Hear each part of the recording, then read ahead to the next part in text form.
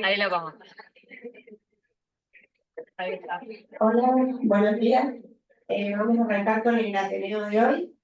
Presenta el servicio de otorrino la doctora Mancei y la doctora Schulman, de una patología súper frecuente, donde la idea es que nos aporte muchos conocimientos y herramientas, sobre todo para el pediatra en consultorio. Así que bueno, los dejo por la presentación. Está medio fuerte porque una parte por Zoom. ¿Se escucha retumbo mucho?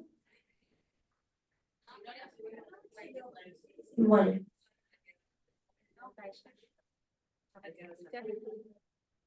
Ahí, sí. Bueno, gracias, Ceci. Bueno, yo soy Ana Schulman. Paula Mancei nos acompaña desde el Zoom de forma remota. Y bueno, a mí, como decía Ceci, es un tema súper frecuente. Paula y yo hace poquitos años que formamos parte del servicio del hospital. Y si bien esto no es una patología nueva, hay un montón de conceptos que sí han cambiado por un concepto funcional que quizás antes no se tenía y que es lo que sobre todo queremos transmitirles. Va a arrancar Pauli. Bueno, buenos días a todos. Primero, muchas gracias por la invitación. Nuestra intención es mostrarle que hay algo más que las amígdalas y las adenoides en esta patología y queremos contribuir un poco en mejorar la situación del paciente. Por ejemplo, este video, Ana, si lo puedes poner a correr, van a ver que es una paciente con síndrome de Down que ya se le había practicado la cirugía y a pesar de eso continuaba con apneas de sueño. ¿Sí? Esta es una somnoendoscopía, que después vamos a hablar al respecto de qué se trata de este estudio. Entonces teníamos que hallar dentro de la vía aérea superior cuál era el sitio, o los sitios en este caso, que a la paciente le generaban obstrucción. Lo que vemos ahí es un epiglotis tipo book. Yo sé que es difícil de ver, pero fíjense que el aire pasa por esa pequeño espacio que queda. Entonces, en ese contexto no es raro que esa paciente tenga justamente apneas de sueño. Lo que queremos desarrollar a lo largo de esta charla es justamente eso, ¿sí? Ver que hay otras estructuras para tener en cuenta, además de las amígdalas y las adenoides, que eso realmente todos, tanto los pediatras como los otorrinos, como los neumonólogos que también intervienen en este área, están entrenados. Vayamos a la siguiente. Con respecto a lo que viene es lo siguiente. La medicina del sueño es una subespecialización, podríamos decirlo, que está integrada por distintas especialidades. ¿Por qué? Porque afecta a distintas áreas de la vida del paciente. Por eso intervenimos los otorrinos, los neurólogos, los neumonólogos, los pediatras, los nutricionistas. Y es muy importante para la mejoría de la situación del paciente que trabajemos todos de manera conjunta. Esta es una patología que es un desafío, porque es una patología que es heterogénea, y por ende nosotros necesitamos trabajar de manera integrada para lograr la medicina de las 4P, que es personalizada, preventiva, participativa y predictiva, que es el futuro. Dado la complejidad de la situación, cuanto más integrado estemos, más posibilidades tiene el paciente de tener un buen resultado. Por eso, por suerte, nosotros trabajamos muy bien con la gente de neumonología, con los estudios de sueño, en quirófano, con la gente de endoscopía respiratoria, porque la idea es que el paciente tenga las mejores opciones terapéuticas para poder solucionar su patología. La siguiente. En la próxima lo que vamos a ver es esto. Esta es una clasificación internacional, ¿sí? Es como la clasificación internacional para los problemas de psiquiatría. Fíjense que las patologías del sueño son 7 grandes grupos. El insomnio es un grupo, los trastornos de hipersomnolencia, la alteración de los ritmos circadianos. Los trastornos respiratorios es solamente uno de esos pequeños grupos. El sueño es un gran mundo y no es solamente estar descansando. La siguiente. ¿Qué tienen en común estos efectos, estas patologías que nosotros vamos a ver? Alteraciones de la vía aérea superior. No nos vamos a ahondar en alteraciones que tengan que ver con patologías centrales, ni tampoco con patologías de tipo restrictivo a nivel pulmonar. Simplemente, justamente lo que nos compete más a nosotros, que es la vía aérea. ¿Cómo pasa el aire? El aire pasa por un juego de presiones y de resistencias, ¿sí?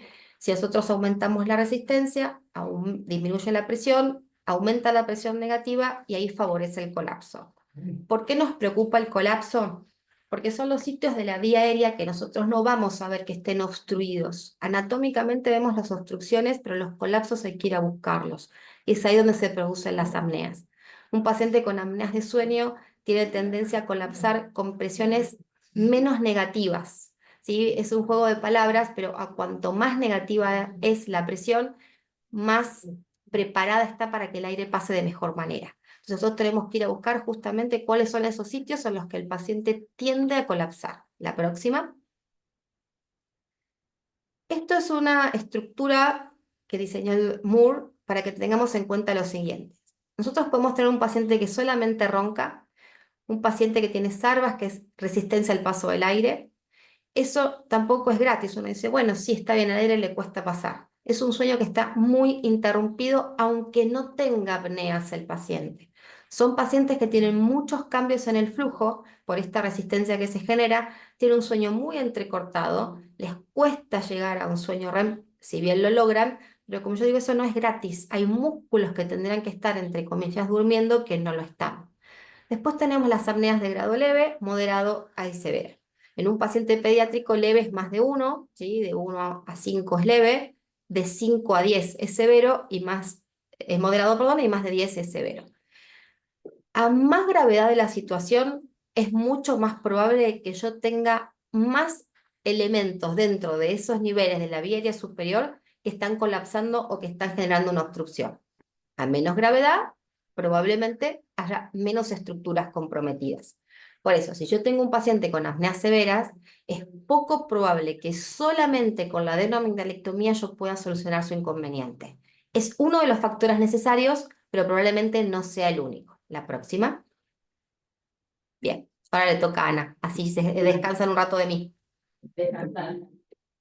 Bueno, entonces, como les contábamos, la alteración de la vía aérea superior en los trastornos del sueño no solamente va a tener que ver con cuestiones anatómicas. Por supuesto que dentro de lo anatómico vamos a tener en cuenta la obstrucción nasal, las anomalías craneofaciales, las anomalías de la cavidad oral, de la faringe, de la laringe, pacientes que vemos todos los días, ¿sí? Pacientes con rinitis crónica, pacientes sindrómicos con laringomalacia. Pero también tener en cuenta que hay alteraciones funcionales, no solo de la forma, sino de la función. ¿Sí? Pacientes que tienen hipotono, que falla la contracción muscular de los músculos de la vía aérea superior, lo que conlleva una inestabilidad y control respiratorio, y todo esto conlleva que por diferentes mecanismos tengan un umbral de despertar mucho más bajo que un paciente que respira normalmente. Clásicamente se describen 4 fenotipos clínicos que, como bien sabemos, no necesariamente cada paciente va a caer en un fenotipo. Lejos, la hipertrofia amigdalina, adenoamigdalina, es lo más frecuente. Afecta al 2% de los niños sanos hasta los 8 años de edad. Otro fenotipo clínico son las malformaciones craneofaciales, todos los pacientes sindrómicos que vemos. Los pacientes con trastornos musculares. Recordemos que también estos pacientes, además de hipotono, tienen trastornos respiratorios del sueño de tipo restrictivo, o sea, pues no expanden bien el tórax, lo cual conlleva por diferentes mecanismos a una alteración en el intercambio gaseoso. Y otro fenotipo es la obesidad. Pero piensen, no sé, por ejemplo, en un paciente con una atrofia medular espinal, que de repente puede tener amígdalas enormes y además puede estar obeso, o sea, se van a ir mezclando uno con otros. Y estos factores predisponentes, más allá de los fenotipos clínicos, también los vamos a encontrar, y de hecho, perdón, esto es lo más frecuente en los pacientes no sindrómicos, digamos. La hipertrofia de la amigdalina, la obstrucción nasal, el reflujo, es algo que nosotros preguntamos un montón, el reflujo gastroesofágico. Los pacientes que tienen malformación de la vía aérea, la laringomalacia, que muchas veces van a mejorar con el desarrollo, pero muchas veces no. Y la obesidad, que como decíamos, además es algo que va aumentando día a día en la población actual. Esta quizás para mí creo que es uno de los conceptos más importantes que hay que tener y que me encantaría que se lleven, que es la función dirige la forma. Somos respiradores nasales. Una buena ventilación nasal, una buena función de la nariz va a determinar un correcto desarrollo del macizo craneofacial. No es normal respirar con la boca. El que respira con la boca no lo hace voluntariamente, lo hace porque tiene la nariz tapada. Ese es un concepto que parece una tontera, pero que usualmente se olvida. Fíjense, en una ventilación nasal normal, la importancia de la lactancia materna. La lactancia materna, y no de la misma manera los niños que toman mamadera, no quiero decir que los niños que toman mamadera sean los más formados faciales, por favor, pero la succión, los músculos de la succión actúan como si fuese un dispositivo ortopédico, ¿sí? Todos esos músculos de la succión ayudan a la formación correcta de la mandíbula, tanto en sentido anterior como lateral. Fíjense, a los 5 meses un niño duplica su peso y el maxilar superior, la mandíbula, va a ser la corredera para el canal de la respiración. O sea que yo necesito que este niño tenga una correcta ventilación nasal. A los 12 meses al año, el maxilar superior alcanza el tamaño de la vida adulta, el maxilar superior. Obviamente que no se va a dar en un niño que está obstruido, que quizás no tiene ningún síndrome ni nada, pero quizás tiene una rinitis crónica. Entonces, eso también lo deberíamos tener en cuenta. A los 3 o 4 años el niño duplica la altura, eso no vuelve a pasar en el resto de la vida. El esqueleto facial llega al 60% del tamaño. O sea, fíjense, esto de no, lo espero, que se desobstruya con la edad, es algo totalmente incorrecto. El mayor crecimiento se da antes de los 5 años de edad. Si nosotros tenemos un niño obstruido, debemos tratarlo en cuanto lo pesquisamos. No deberíamos esperar porque llegamos tarde si lo esperamos. El rol de la ventilación nasal, esto que hablábamos un poquito, la ventilación normal con una resistencia nasal adecuada va a determinar que la excursión diafragmática sea la correcta, ¿sí? Entonces va a haber una mejor confianza pulmonar y va a haber mejor intercambio gaseoso con mejor llegada de aire a todos los alveolos. O sea, el reclutamiento será mucho más fácil. En los pacientes que están obstruidos y que están obligados a la respiración bucal, fíjense que van a tener una respiración mucho más torácica. El diafragma no funciona tanto.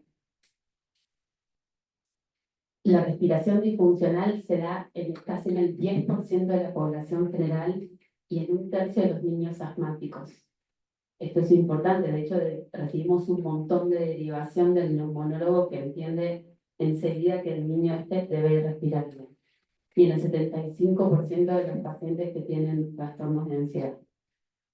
La respiración como bucal, como decíamos, es torácica superior, no es diafragmática, y implica un menor volumen pulmonar, y todo esto contribuye a que haya mayor colapsabilidad de la faringe, ¿sí? Que va a estar determinada por unas cuestiones de neurotransmisores y los niveles de óxido nítrico, pero lo importante es eso, ¿sí? Que va a haber compromiso en la respuesta del genio gloso. Recuerden que el genio gloso es un músculo que se va a insertar en la punta de la lengua hacia el bioide, ¿sí? Si yo tengo ese músculo relajado, tener una lengua que cae, que la base de la lengua va a estar más abajo, que no se va a apoyar en la bóveda del paladar como normalmente corresponde bien, me va a determinar un paladar para empezar a oxivar.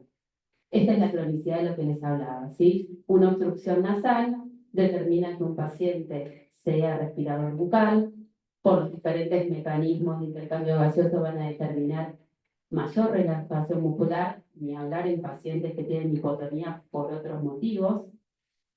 Va a generar un descenso de la mandíbula, por eso que les contaba el descenso del dioides, como tiran los músculos intradioideos.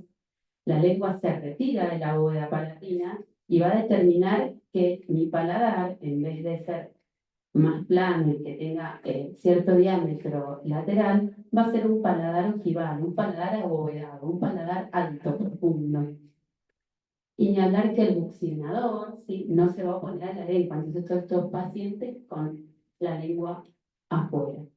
El fenotipo clásico de un paciente con respirador bucal, ¿sí? Con respiración bucal. Fíjense los ojos cansados, esto que los padres no prefieren, tiene ojeras, yo no me doy cuenta, la boca abierta, el labio corto, el mentón retraído, esa hipoplasia mandibular. El examen del paciente no solamente es la carita, cuando los vemos entrar al consultorio ya tenemos un fenotipo de respirador bucal. Fíjense la posición de la cabeza, el abdomen flax, el pie plano, la postura del paciente, ¿sí? O sea que no es solamente la cara o lo que yo voy a ver adentro de la nariz y la boca, sino es un examen global del paciente. Uno va, entra el paciente al consultorio y uno ya sabe por qué nos va a consultar. Pauli, te cedo. Bien, entonces, ¿por qué nosotros hacemos tanto enfoque en la nariz, además de las amígdalas y las adenoides, estas estructuras que vamos a ir viendo a lo largo de esta charla? Por todo lo que decía Ana, ¿sí? No solamente uno tiene que valorar al paciente que tiene apneas, un paciente que no le pasa bien el aire por la nariz es un paciente que lo que podemos generarle es hipotecarle su futuro. ¿Por qué? Porque no va a tener el desarrollo correcto de su macizo craneofacial. Vamos a disminuir su potencial. Yo tengo un paciente que tiene la nariz obstruida, ¿qué nos genera eso? Un aumento de la resistencia. Acuérdense que el aire pasa por un juego de presiones y flujos, de resistencias y flujos. Entonces, un paciente que tiene ese aumento de la resistencia nasal va a tener que sí o sí abrir su boca, ¿sí? Para que el aire pueda pasar. De esa manera están disminuidas la respuesta de receptores que están en la faringe. Y además, otra cosa a tener en cuenta es que vamos a tener menos producción de óxido nítrico. Eso es muy importante para el intercambio gaseoso. Si tenemos menos producción de óxido nítrico, tengo menos estimulación de los muscodilatadores de la faringe y encima tengo una caída de la base de la lengua, fíjense que estamos hablando tanto de presiones, intercambio gaseoso y posiciones, ¿sí? Porque la caída de la lengua hace que inevitablemente la estructura posterior disminuya su calibre. Entonces, fíjense, solamente por respirar mar por la boca, todas las estructuras que se están afectando por distintos mecanismos obstructivos, músculos que no están trabajando por falta de receptores y además menos producción de óxido nítrico. Eso inevitablemente genera un colapso, ¿sí? Tanto parcial, que estaríamos, por ejemplo, ante lo que hablábamos antes, un SARVAS o un ronquido, o total ante las apneas. Eso genera justamente aumento de los disturbios respiratorios del paciente al dormir, en este caso, porque estamos hablando de las apneas de sueño. La próxima. Bien. El diagnóstico es un punto que se hace con la polisomnografía, que sigue siendo el gol estándar, pero la realidad es que la poligrafía es un estudio que está validado para los pacientes pediátricos. En el hospital lo hacemos, la gente de sueño, la doctora Carolina y todo su equipo son excelentes y siempre trabajamos en equipo. La oximetría también nos puede ayudar, pero nosotros como otorrinos nos toca lo que se llama el topo diagnóstico, o sea, que hoy hemos hablado. La vía aérea superior se divide en 4 niveles: la nariz, la orofaringe, la hipofaringe y la laringe. Entonces tenemos que ir a buscar cuáles son dentro de esos niveles los lugares en los que el paciente tiene dificultad para que el aire pase. ¿Y de qué nos valemos? De la inspección, todo lo que la doctora Schulman estuvo hablando hasta este momento, ¿sí? El desarrollo del maxilar facial, la posición de la lengua, además, la valoración nasal. Para nosotros eso es muy importante, ¿sí? Valorar si el paciente tiene alguna alteración en su tabique, si tiene hipertrofia turbinal. Esto es algo que sí me gustaría recalcar. Hay pacientes que no tienen una obstrucción, pero tienen un mal funcionamiento. Nosotros estamos acostumbrados a que los chicos tengan mocos. Si bien no tienen tabique desviado, los conotes están relativamente bien para su estructura. Si hay paciente que está lleno de secreciones 1 o 2 meses en el año es una cosa, pero hay pacientes que están llenos de secreciones 9, 10 meses en el año. Entonces, por más que no tenga una alteración estructural, tiene una alteración funcional. Entonces, ¿qué estamos haciendo? Disminuyendo su resistencia, aumentando su resistencia nasal, generando todo este problema. Entonces, también tenemos que valorar si el paciente tiene o no rinitis. Y trabajar, por ejemplo, con la gente de alergia. Valorar la cavidad bucal, si tiene o no hipertrofia de amigdalina, la macroglosia, la posición lingual, el frenillo.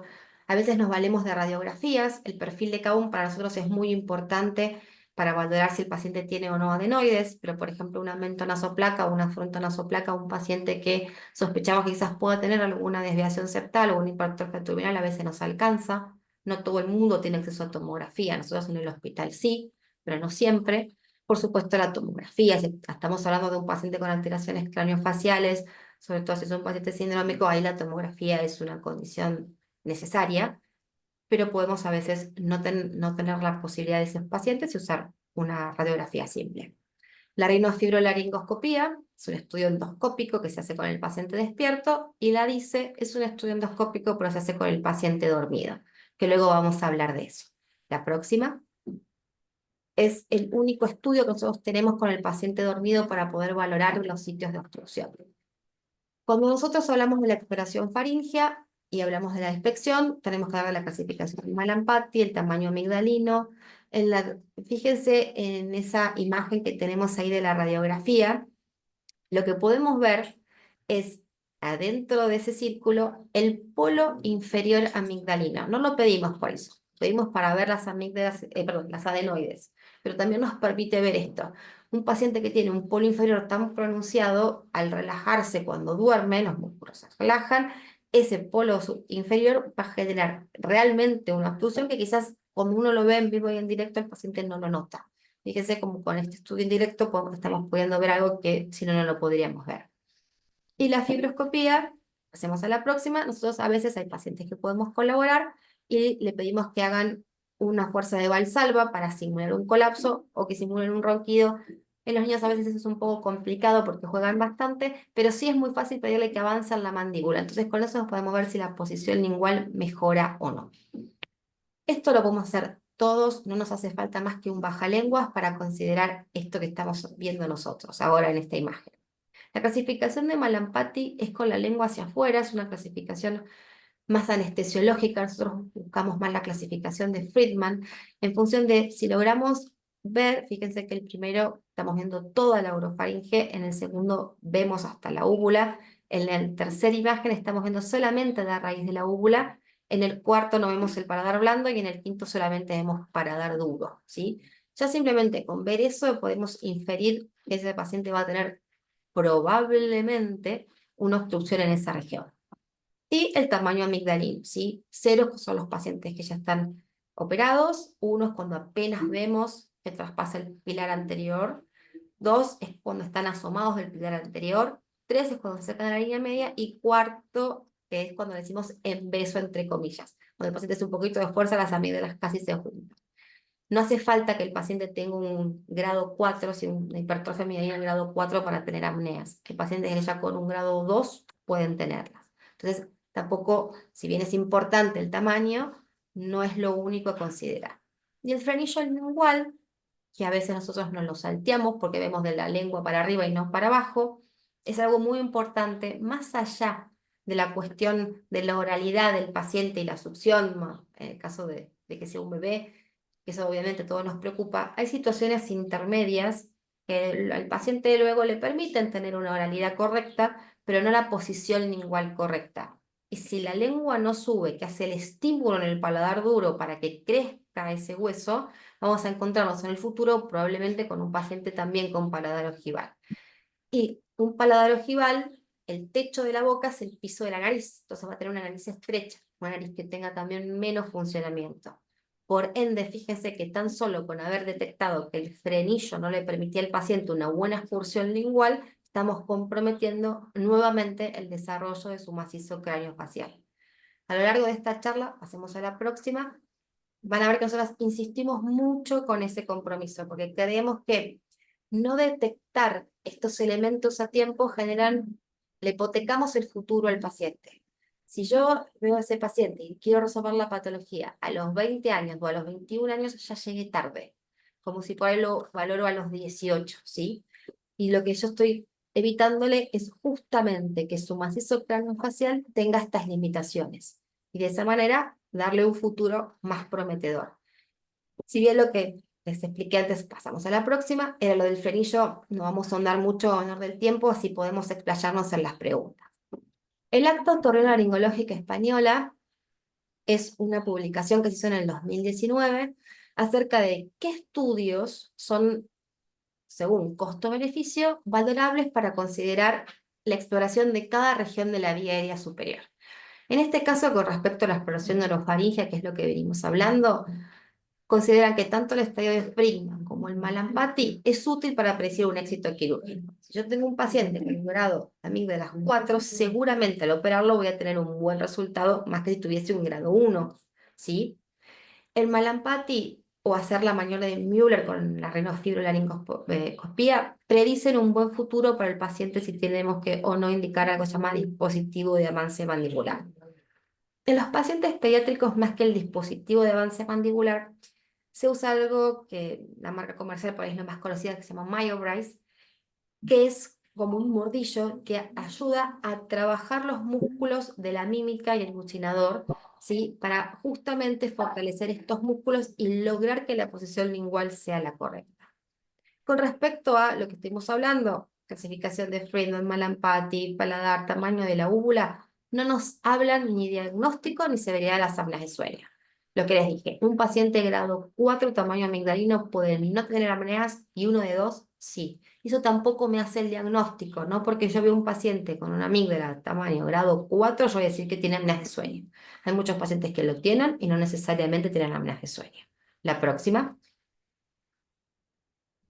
Con respecto a la exploración nasal, nosotros, esto es muy sencillo en el consultorio, a veces sin espéculo de Killian, como en la foto de abajo, con un espéculo de Killian, que eso es la rinoscopía anterior. Podemos ver si el paciente tiene la desviación septal, la hipertrofia turbinal, el colapso valvular es muy importante, si tiene pólipos, y otra vez resaltamos la rinitis, ¿sí? Esas no son cuestiones estructurales, o sea, la anatomía no está alterada, pero hacen que la función de la nariz no sea correcta. Podemos pedir una tomografía, una radiografía simple y vuelve un segundo a la anterior, perdón. Me gustaría que consideremos esto. Fíjense, este paciente, la foto de ese paciente corresponde a la tomografía que tenemos, ¿sí? Ese paciente no tiene amígdalas grandes, es grado 1. Si bien yo estoy levantando la punta nasal, que se ve sin poner absolutamente nada la desviación del tabique, fíjense la posición de la lengua y cómo está con la boca abierta. Sus amígdalas no son grandes. Fíjense la tomografía. Tiene la fosa nasal derecha casi ocluida, ¿sí? Por una desviación septal. Este paciente tiene 8 años. Vamos a esperar a los 18 para operarlo y hacer que su macizo craneofacial no tenga el crecimiento correcto. Claramente esa no es nuestra actitud. Y fíjense en la radiografía, lo que estamos viendo son las adenoides. Y eso es un grado 2 porque obstruye los 2/3 de la vía aérea que se puede percibir. Ahora sí, Ana, perdona, la próxima. Con respecto a la exploración nasal, ¿qué nos sugiere el acto otorrinolaringológica? Que una obstrucción nasal se asocia al ronquido y a las apneas leves, ¿sí? Que mejorar la ventilación nasal mejoran la sensación del aire y la excesiva somnolencia diurna porque disminuyen la resistencia, y que si tenemos pacientes, que tenemos muchos pacientes que igual van a ir a CPAP, por ejemplo en el hospital tenemos muchos pacientes neuromusculares, si el paciente tiene una desviación septal, el CPAP va a requerir más presión. A más presión, más difícil que el paciente se adapte. Yo disminuyo su resistencia, voy a bajar la presión del CPAP. Es más probable que el paciente se adapte al CPAP. La cirugía de la nariz, como el epiglotis, son cirugías de adaptación al CPAP. Nos buscamos que lo deje, ¿sí? Pero sí que se adapte mejor. A menor presión, mejor adaptabilidad. Y con respecto a la exploración nasal, un paciente que tiene una obstrucción nasal probablemente no sea la causa completa de su apnea moderada o severa. A lo que voy es, no es el único responsable. A mí me gusta decir que es una cadena de favores. Es una de los eslabones de esa cadena, no el único en un paciente con apnea severa. Lo que no significa que no tengan que solucionarlo, por todo lo que venimos hablando, ¿sí? De la resistencia, y es un juego de flujos, que si yo tengo más resistencia, tengo menos flujo en el nivel siguiente. Entonces, tenemos que tener todos estos escalones con un buen funcionamiento. Y la cirugía nasal mejora los parámetros relativos, pero no el índice de apneas de manera rotunda. Podemos poner 1 o 2 puntos, pero no va a hacer que cambie rotundamente. La siguiente. Ahora nosotros vamos a hacer un poquito más de hincapié en este estudio que es la DICE, en inglés, es la sigla, y somnoendoscopía es en español. La somnoendoscopía, ¿para qué nos sirve a nosotros? para valorar justamente esto. ¿Cuáles son los sitios en los que el paciente colapsa y qué tipo de colapso tiene? Es muy importante que nosotros, en este caso de los otorrinos, podamos determinar eso, porque aunque sea el mismo nivel de colapso, vamos a poner, por ejemplo, orofaringe, no es lo mismo que ese colapso sea anteroposterior, que sea lateral, que sea mixto. Voy a elegir distintas estrategias terapéuticas, ya sean quirúrgicas o no, para hacer el tratamiento.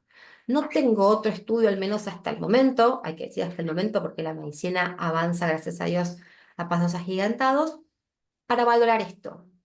Es el único estudio que estamos valorando con el paciente dormido. Y repito que es una patología cuando el paciente duerme, no se presenta cuando el paciente está despierto, las apneas de sueño. Entonces es fundamental para nosotros poder acceder a este estudio. ¿Qué es lo que se busca? Justamente bajo un sueño inducido con fármacos, que es lo más parecido al sueño fisiológico. No usamos cualquier droga, se hace realmente con un protocolo de sueño. ¿Por qué? Me gustaría hacer un parate acá. Esto no es una fibra bajo sedación. Los niños no se dejan hacer fibra, tenemos que ver un pólipo, tenemos que ver una cosa, le hacemos un mascarazo con sebo y hacemos una fibra. ¿Es una dice? No, eso no es una dice. Eso está mal para valorar esto. Me va a permitir ver colapsos que no existen, voy a tomar decisiones terapéuticas incorrectas, voy a operar cosas que no tengo que operar. La DICE tiene un protocolo farmacológico que está estudiado y validado internacionalmente para considerar que ese sueño es lo más parecido a la fisiología del sueño cuando el paciente está durmiendo en su casa. No es una fibra bajo sedación, ¿sí? Volví al anterior, que quisiera mostrarles una cosa. Nosotros, ¿cómo podemos determinar esto?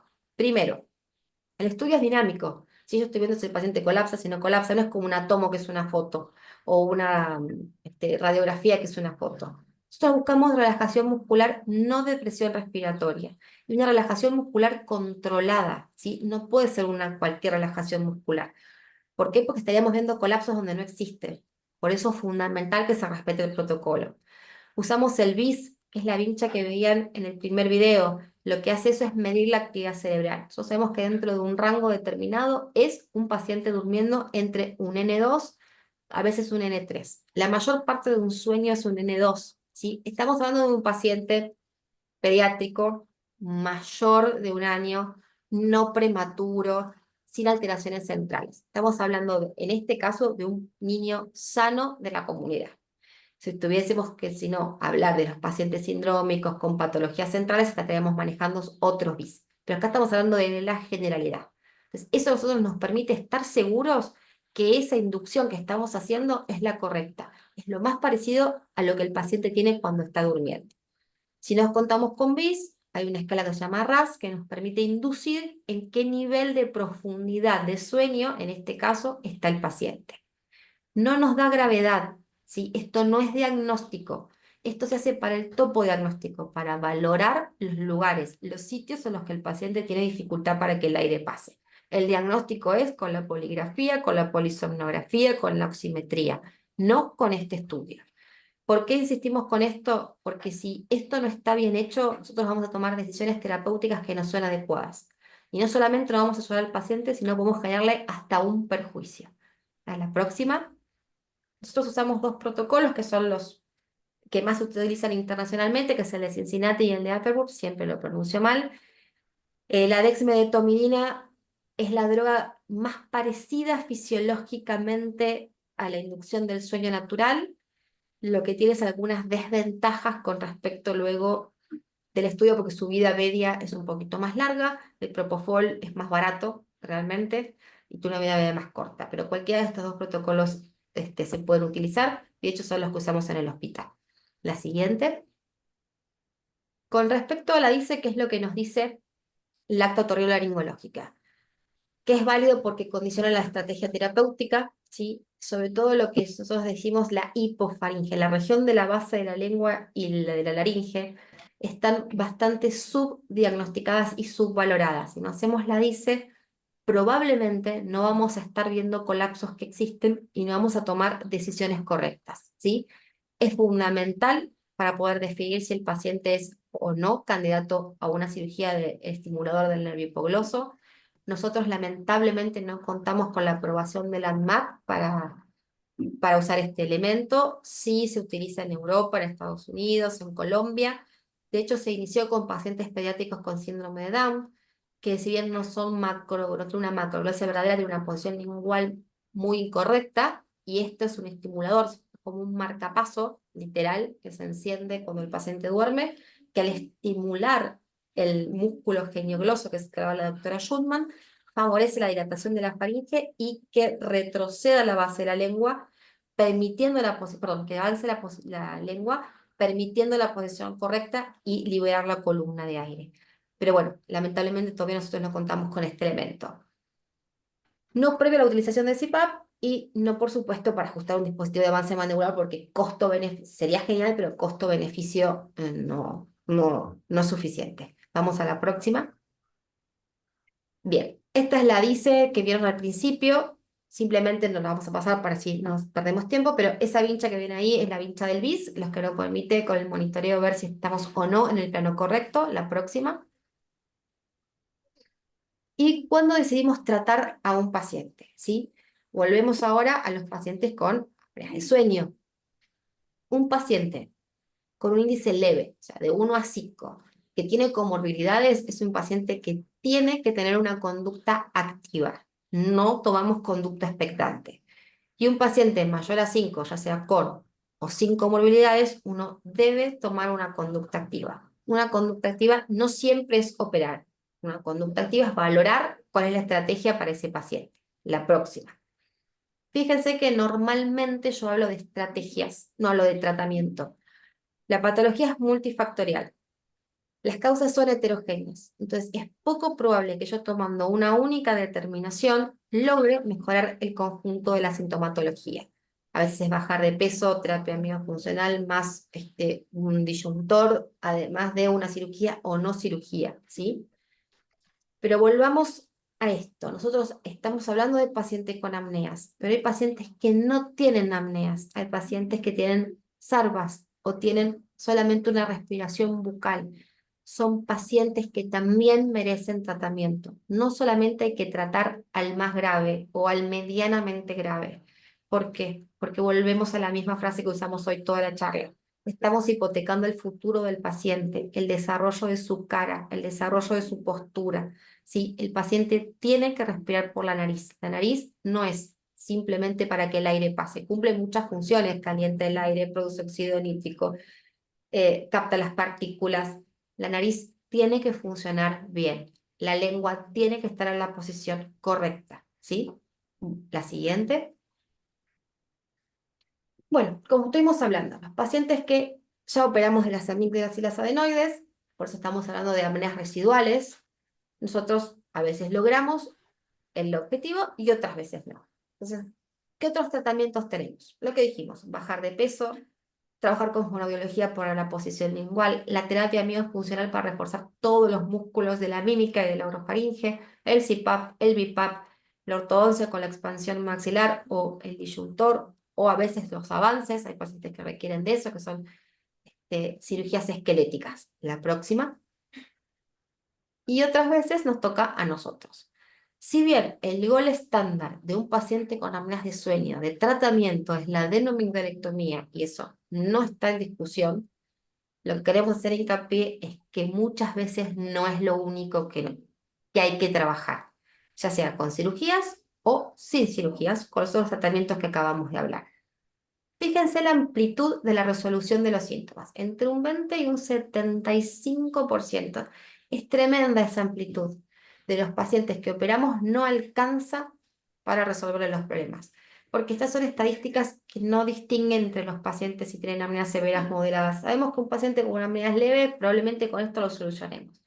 Un paciente con apneas de moderadas a severas, probablemente solo con esto no lo ayudemos todo lo necesario. ¿Y dónde tenemos que hacer ahí, digamos, el signo de alarma? Bueno, valorar esto, valorar la hipofaringe de la laringe. ¿Qué está pasando con las amígdalas linguales? ¿Qué está pasando con la base de la lengua? La próxima. Con respecto a esto, bueno, a ver, ¿en qué pacientes nosotros vamos a sospechar que a pesar de operarle las amígdalas y las adenoides vamos a tener inconvenientes posteriores? Los menores de 3 años y los mayores de 7. Menores de 3, ¿por qué? Porque las adenoides tienen tendencia a volver a crecer, eso puede ocurrir, y los mayores de 7, si tienen amniasis, porque alguna otra cuestión tienen. Por supuesto, el sobrepeso.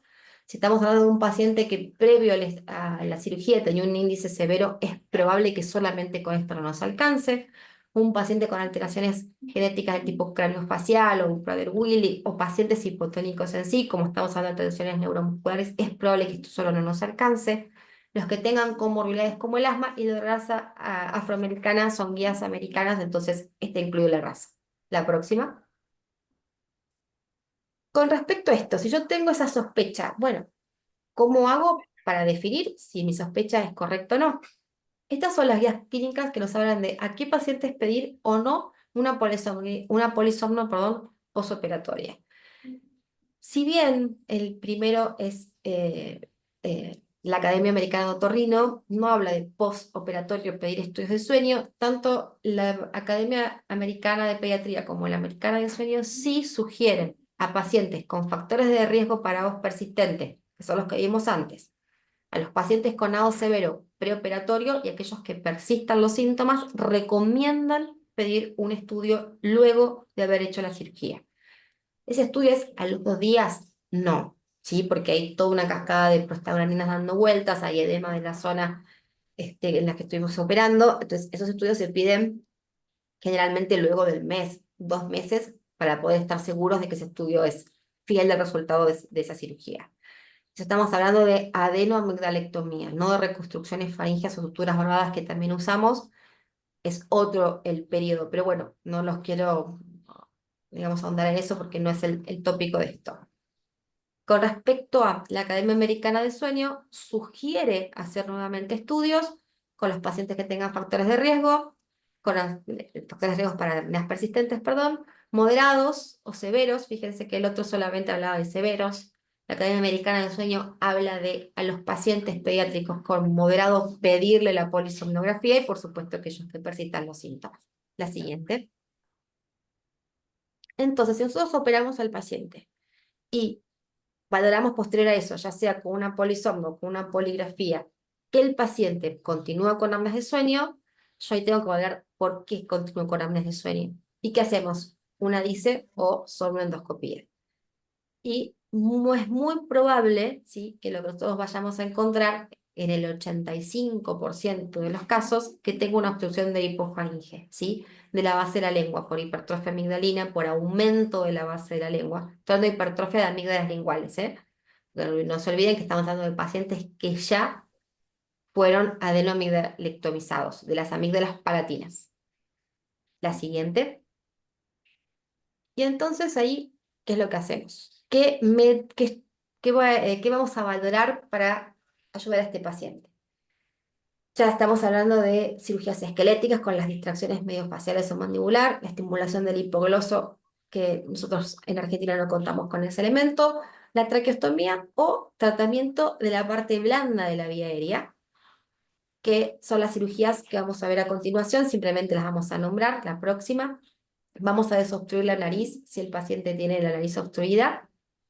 La próxima diapo. Vamos a valorar la reconstrucción del paladar blando si es necesario, de las amígdalas linguales, de la supraglotis y también trabajar la epiglotis. La próxima diapo. Bien.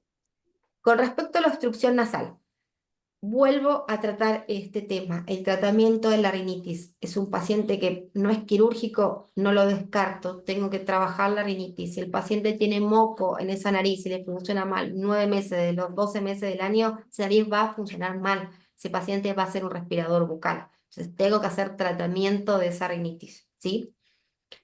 La adenodectomía, la cirugía del tabique, que es la septomplastia, la cirugía de los cornetes, sí, si es necesario, tratamiento de la rinosinusitis si también es necesario, por supuesto tratamiento de los tumores si lo estuviese.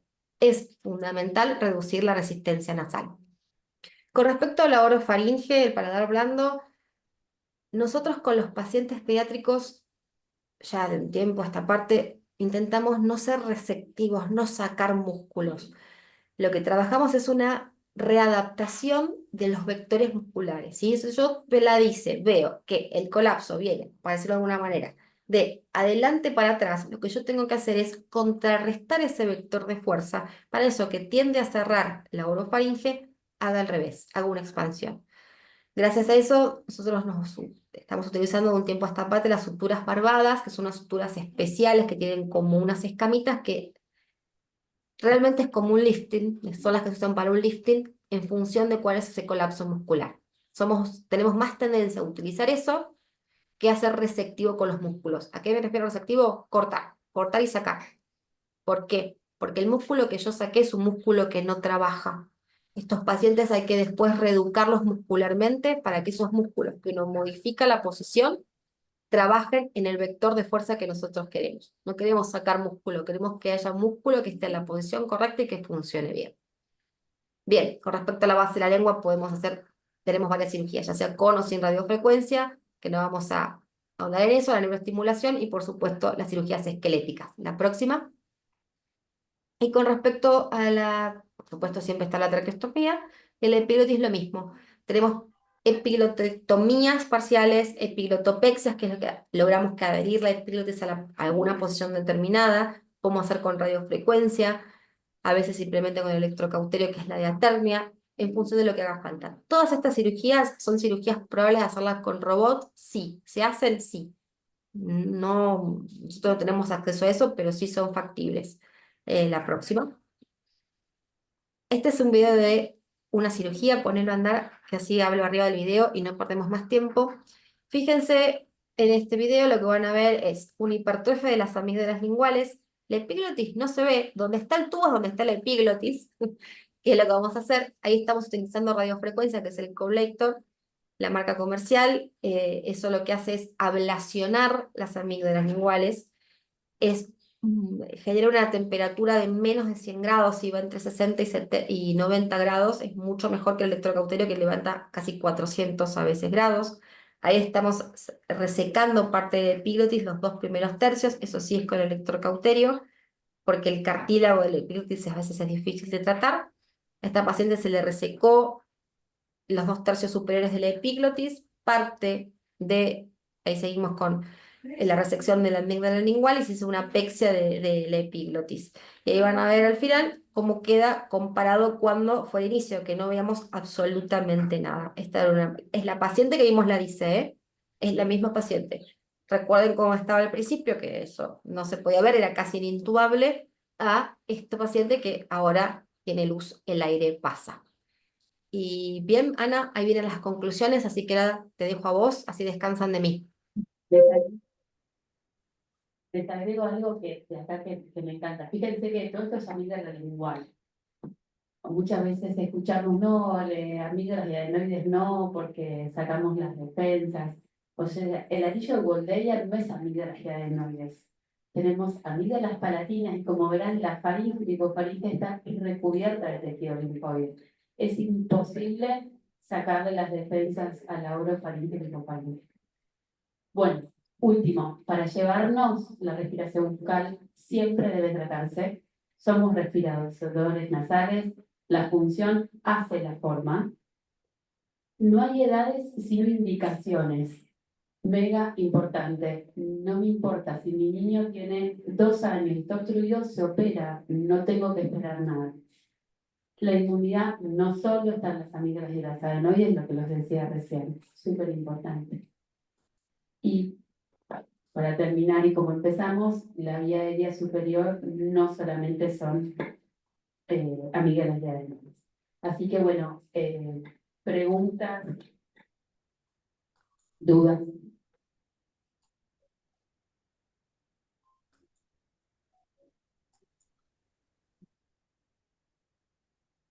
La siguiente diapo.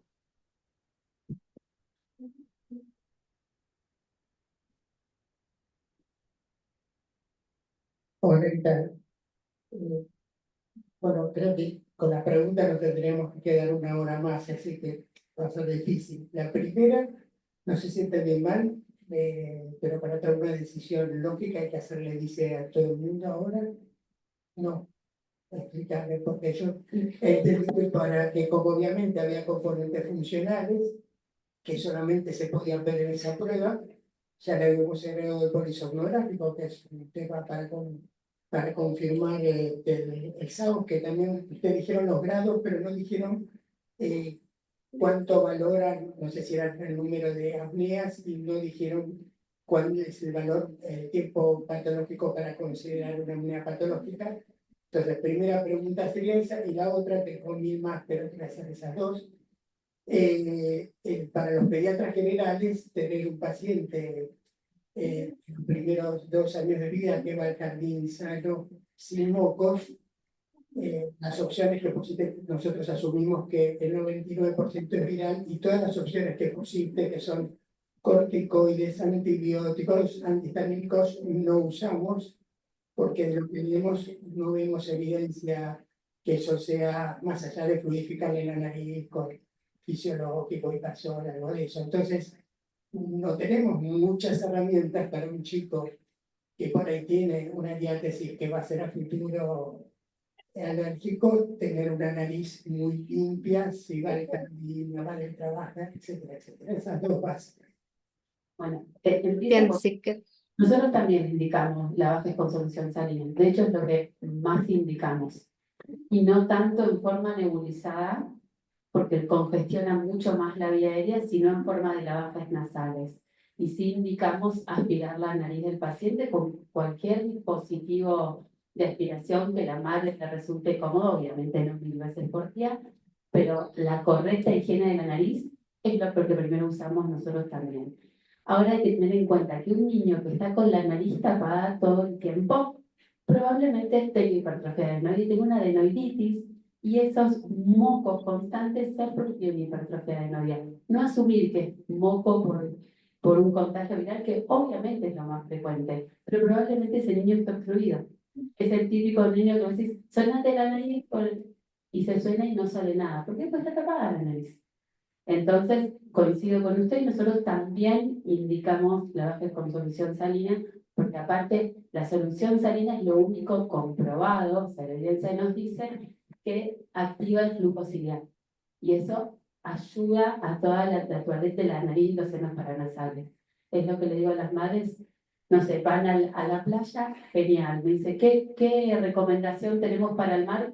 Que lo revuelquen las olas. El agua del mar me ayuda a sacar todos los mocos. De hecho, en otros países venden agua de mar estéril. Así que coincido. Con respecto a la polisomnografía, no todos los pacientes tienen indicación de polisomnografía. Hay indicaciones para la polisomnografía que coincido que lo podríamos dejar para otro video. ¿Cuáles son las indicaciones para la polisomnografía, para repetir una polisomnografía después de la cirugía, y cuáles son los valores de corte? En el índice de apneas y hipoapneas lo nombramos, pero se los repito. Hasta 5 es normal, la es leve. no, perdón, Ana. Hasta 1 es normal. Por eso va de 1 a 5 leve, de 5 a 10 moderado, y más de 10 es severo. ¿Sí? Perdón, Pauli, que te interrumpí. Que hasta 1 es normal. Volvemos, estamos hablando de un paciente mayor de 1 año que no fue prematuro y que no tiene alteraciones centrales con respecto a considerar apneas centrales, ¿ok? Estamos hablando del paciente, entre comillas, sano de la comunidad. Hasta 1 es normal. De 1 a 5 es algo leve. De 5 a 10 es moderado, más de 10 es severo. Con lo que decía el doctor respecto a la DICE es para que nosotros valoremos la estrategia terapéutica cuando el paciente falló el tratamiento inicial o cuando ya de antemano sabemos que solamente con ese tratamiento, en este caso la adenomigdalectomía, no nos va a alcanzar. Si tengo un paciente con síndrome de Down, es probable que solamente la adenomigdalectomía no me alcance. Si tengo un paciente con apneas severas, es probable que el ABA solo no me alcance. Entonces, a ese paciente le hacemos una DICE de inicio para ver qué estrategia vamos a hacer. Y después al paciente que fracase el tratamiento. Y no hace falta que sea un paciente sindrómico para que fracase el tratamiento. Hay pacientes que después de la cirugía persiste con los síntomas. Aquel que persiste con los síntomas, debiésemos tener el diagnóstico con una polisomno, con una poligrafía, con una oximetría, y si se confirma la sospecha, ¿cómo lo resolvemos? Para valorar qué opciones tenemos, la DICE es una herramienta.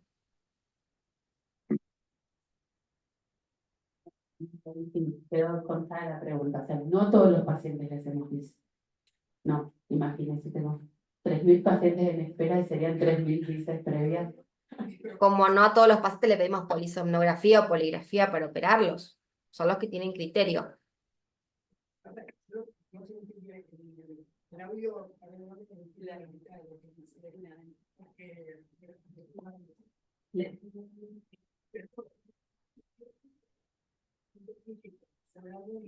no la inflamatoria de la causa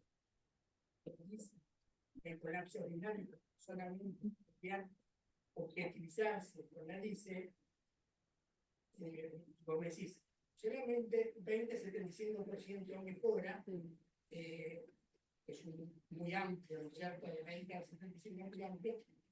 Para ajustar eso, uno diría, en una dice, voy a poder ajustar mejor cuánto pesa la línea o no. Por lo tanto, no puede cumplir de poder hacerse en un estudio de función complementaria que habría que hacerla a todos antes de evaluar. No digo que se haga acá. Claro. No. Pareció decir eso lo que yo entendí. No. Sano, ¿no? Bueno, estoy hablando de chicos, no sindrómicos, no psicotónicos, no down, los habituales. Cualquier tipo de eso la guía se la dice, aparte de la semiología de SAO que relata el paciente.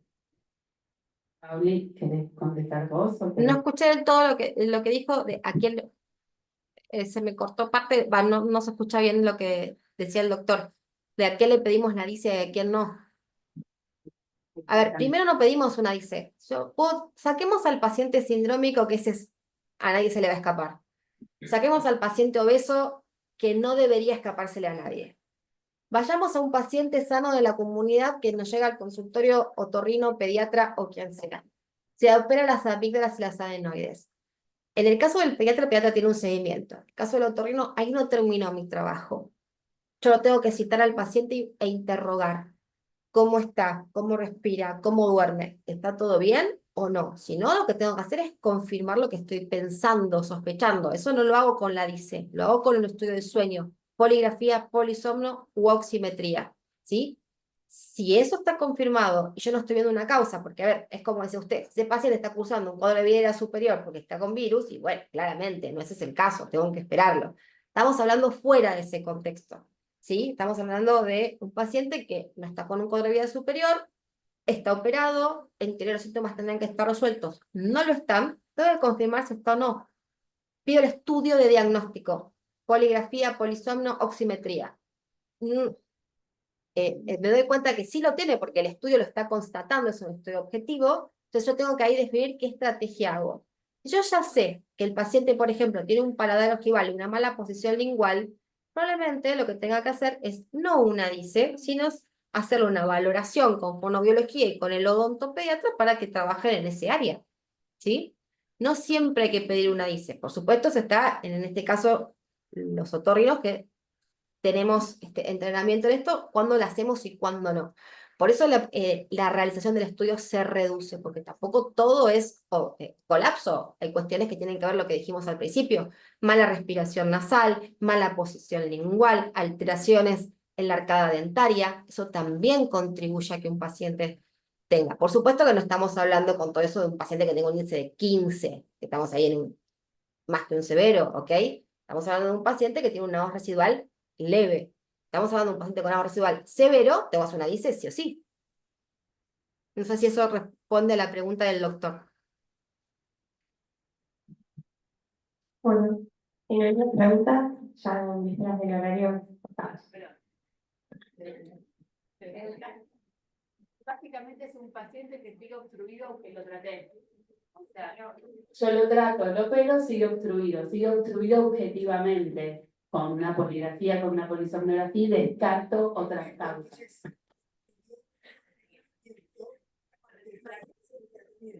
No estoy escuchando, ¿eh? No, por eso, se hace... Claro, no, se hace todo, no. Gracias.